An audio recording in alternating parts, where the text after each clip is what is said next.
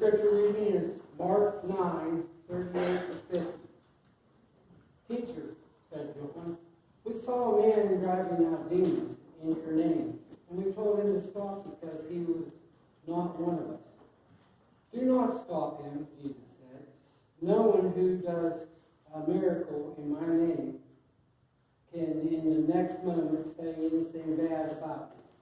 For whoever is not against us is for us. I tell you the truth, anyone who gives you a cup of water in my name because you belong to Christ will certainly not lose his reward. And if anyone causes one of these little ones who believe in me to sin, it would be better for him to be thrown into the sea with a large millstone tied around his neck. If your hand causes you to sin, cut it off. It is better for you to enter the life maimed than with two hands go into hell, where the fire never goes out. And if your foot causes you to sin, cut it off. It is better for you to enter life crippled than to have 2 feet and be thrown into hell. And if your eye causes you to sin, pluck it out. It is better for you to enter the kingdom of God with one eye than with two and be thrown into hell, where their worm does not die and the fire is not quenched. Everyone will be salted with fire. Salt is good, but if it loses its saltiness, how can you make it salty again? Have salt in your yourselves and be at peace with each other. May the Lord add his blessing for the reading and hearing of his holy word.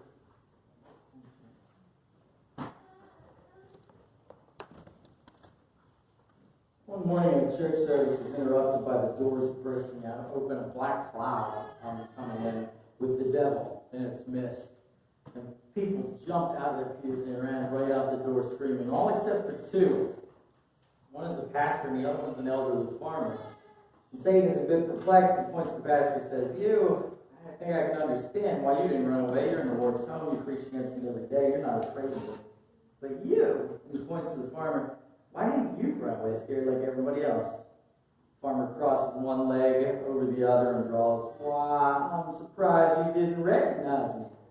I've been married to your sister for 36 years.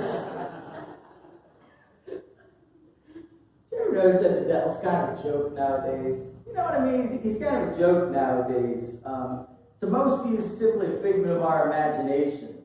To others, he's a powerless red guy that sits on our shoulders trying to get us to do something not so nice. You see, over the years, we've turned the devil into either A, a pansy, or B, a made-up story that we have to scare children with. We don't treat him as something real anymore. We don't treat him as something to be feared. We don't treat him as an evil to be battled. None of that stuff. He's just something from the church's past that really doesn't affect our present. The devil's outdated. Yes, so the church doesn't want to hear about him anymore. And we definitely don't want to hear about where he lives. You know what I mean? Let me tell you, if you're of this opinion that we're not supposed to use the H word, you might want to leave now. Today we're actually going to talk about it, believe it or not. Let's pray. God, we thank you for today, for this moment, for this time, God. God, keep our minds turned on and focused, and then we apply whatever it is your Spirit teaches us. We pray this in Jesus' name. Amen. When we come to today's scripture, we find that Jesus was a guy who was willing to throw around the H word, and I hesitate to even say it, but Jesus didn't hesitate. Jesus didn't water it down. Jesus didn't sugarcoat it. Jesus didn't pull any punches. He never does. And this section starts with the disciples telling Jesus that they saw somebody else casting out demons in Jesus' name, but since he didn't have his union card, they told him to cease and desist from all work. And Jesus basically says, "What's wrong with you? Seriously, what is wrong with you? Why in the world would you tell somebody to stop casting out demons in my name if they're doing it in my name and it's working?" I mean, obviously they are one of my followers. This is a no-brainer, guys. And the density of the disciples on this particular day, I feel like it sends Jesus into a little bit of a tirade.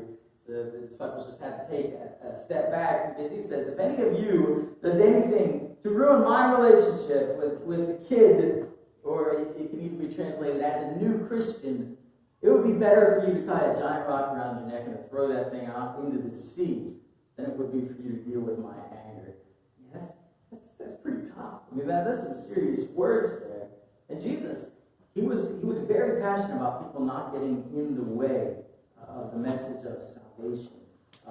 And it's because, honestly, when you really break it down, when you really stop to think about it, there is nothing in this world that matches in the importance of salvation in a person's life.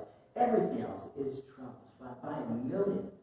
A right relationship with God, a relationship that gets you into heaven, should trump every other aspect of life. It should. Everything else should come below that, as far as when you're listing the importance of particular things in a person's life. And that's why we continue to share the message of Jesus before. That's why I asked you to take some cards with you today, because this is a message that the world needs to hear, because it is the most important message that they will ever hear. And this is a very good way for us to get that out there. Avoiding hell should be every single person's number one priority in their life. And I apologize because I know I said the H word. We're in trouble now. The word is hell. It is. It's hell. It's a real place. It's a real word. It is a terrifying place of pain and misery that should be avoided at all costs. At what cost? Did you hear what Randy read to us today, what Jesus was saying? At what cost? If your hand caused you to sin, what are you supposed to do? Cut it off and get rid of it. Foot, cut it off and get rid of it. Eye caused you to sin, rip that thing out and get rid of it. And obviously we're not talking literally here, but Jesus is saying it is better for you to enter heaven one-armed, one foot, one eye, Captain Hook kind of a person than it is for you to have two of everything and be thrown into hell. And how did he say it? Thrown into hell where the worms will eat your flesh forever. And the fire will always burn. Pastor, you said hell, that was bad enough. You mentioned people burning in hell, that's awful. I didn't say it. Jesus said it. This comes right out of this section of Scripture. But I do honestly think that it's time that we stop pretending like this place doesn't exist. Because I think that's what we do.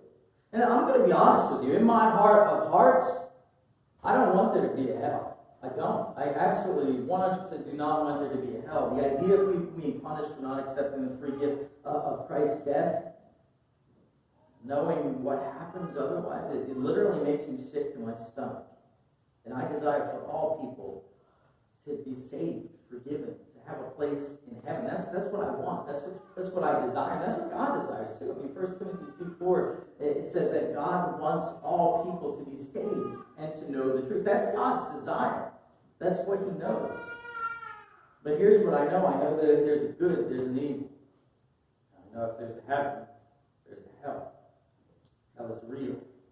And hell is a place for those who choose it.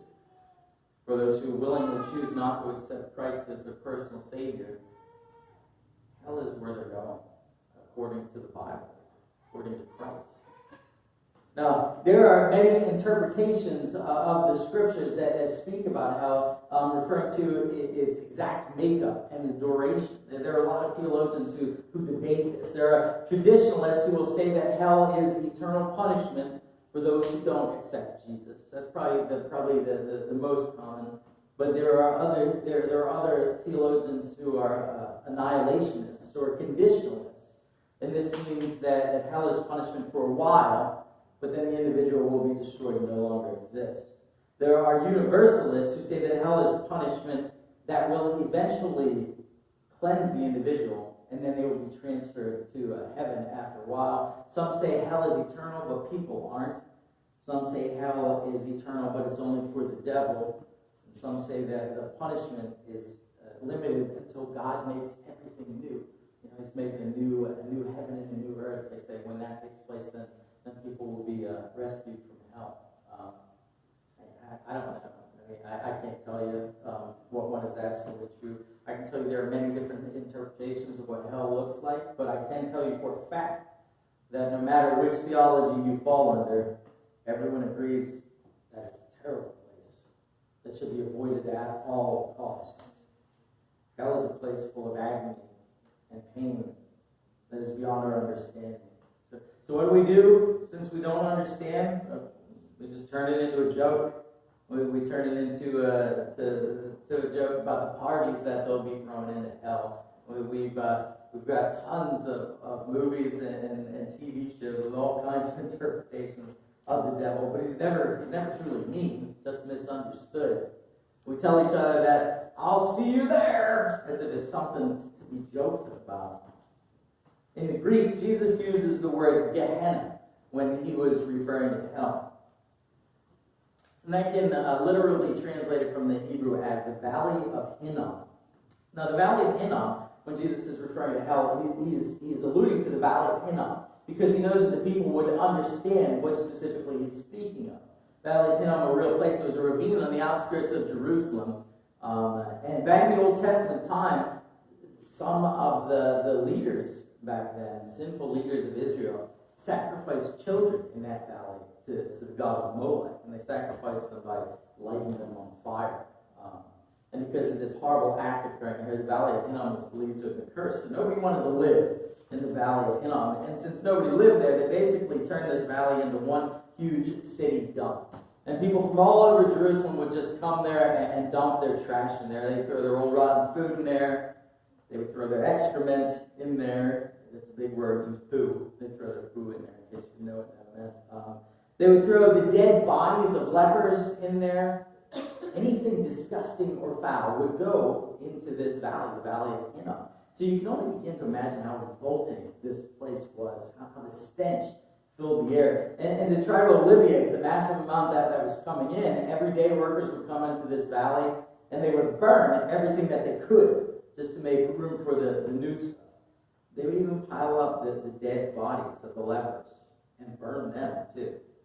So every day the smell of scorched flesh would fill the air.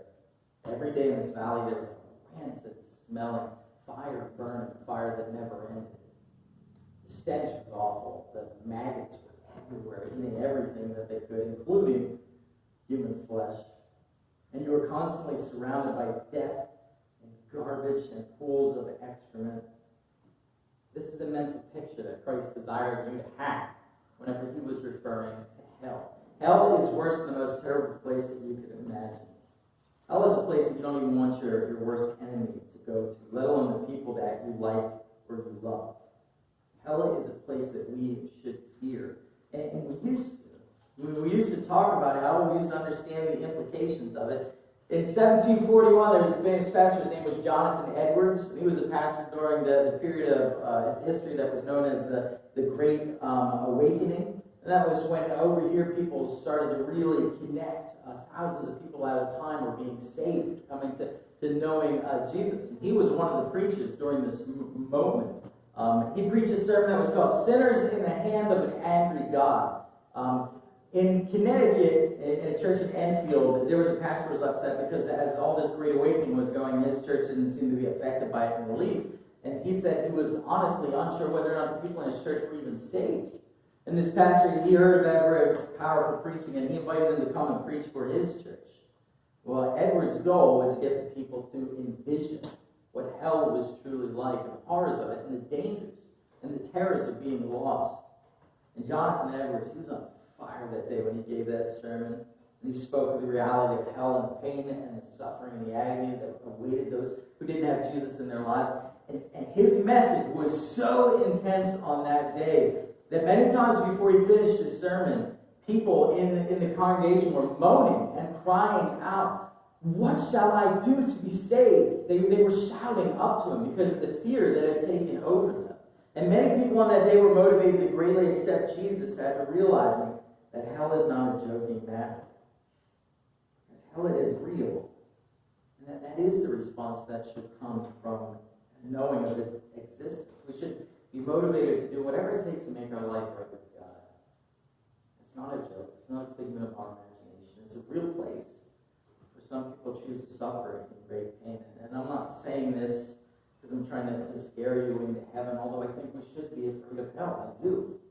If you have never accepted Jesus into your life as your Lord and Savior, if you have never told him, "Thank you for dying in my place," I desire to live a life that is pleasing for you. If you have not done that, then you have yet to reserve yourself a spot in heaven. If you don't have a place saved up there, then you have one waiting for you that is down there, and that thought should terrify you. Hell is real. It's not something to be taken for granted. It is to be avoided at all costs. But the great news is that you can make this commitment to him any day, any moment. Hell is the punishment that we receive for our sins, but Jesus Christ, the Son of God, came down to earth. You know this story. He never sinned, but he was crucified, punished in our place, raised again from the dead to show that the punishment was acceptable. That's a free gift that he has given to you, and all you have to do is thank him for dying in your place. That's it. If you do this, you're 100% guaranteed a spot in heaven for all eternity. You have been rescued from hell. But you know what, guys? That doesn't mean that our fear of hell should disappear. And instead of it disappearing, it should be magnified and transferred over. Transferred over to what? Transferred over to those around us who have yet to make that commitment. You don't have to have a fear for eternal suffering for yourself, but you are surrounded by people who have yet to make this choice. You have coworkers, friends, neighbors, family who have yet to make this commitment. Every single day we interact with people that without Jesus in their lives are destined for hell. That's where they're going, guys. And that should scare you. It should scare us, and it should motivate us. The thought that they're making the worst and most painful mistake imaginable, that should make us sick to our stomachs. It should motivate us to do whatever it takes to bring Christ to them so that they have the chance to escape this horrible fate that they are standing right on the edge of. As Edwards would tell you, they are dangling by a string over a fiery pit. And you have the means and a message to pull them to safety. Hell is real. Hell is horrible, but hell is avoidable for you and those who you love. We only begin to see it as a true place and a true emergency. And when the urgency comes, it comes because we stop pretending like hell doesn't exist. Let me close today with a quote from Charles Spurgeon. It's one of my favorite quotes of his, and it is my prayer for us on this day. If sinners be damned, at least let them leap to hell over our bodies. If they will perish, let them perish with our arms around their knees, imploring them to stay. If hell must be filled, at least let it be filled in the teeth of our exertions, and let not one go there unwarned and unprayed for. Let us pray. Dear God, this is our prayer today. We ask that you would help us, God, to begin to once again see hell as something that is real, something that we have power over through your Son, Jesus Christ. God, help us. I beg you to see the urgency so that we may be the message to those who need to hear it most. We pray this in Jesus' name.